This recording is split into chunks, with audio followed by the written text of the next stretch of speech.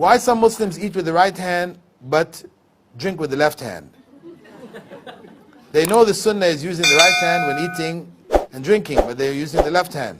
Can you please explain, Dr. Bilal? Well, that's true. This is one of the innovations of our time, where people want to drink, so, because they're eating with their right hand, they don't want to put their greasy hand on the cup, so they say, pick it up with the left hand, put your right hand underneath and drink, something like this, or touch it with your finger, whatever, Of course, this is haram.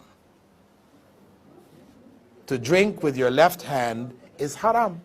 Prophet Muhammad ﷺ had said, do not drink with your left hand. Satan drinks with his left. So you're putting your hand underneath, doesn't mean you're drinking with your right hand. When you move your right hand away, what happens? Glass is still there, right?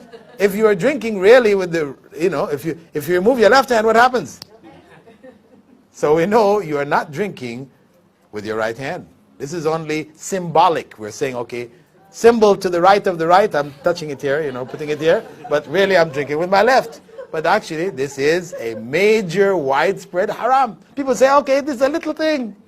We have Muslims dying in Palestine, you're talking about, eating and drinking with your left hand. But the reality is that if we cannot conform to the rules and the commandments of Rasulullah ﷺ in such a simple act, like drinking with the right, then what can we do for Palestine? What can we do? We're fooling ourselves,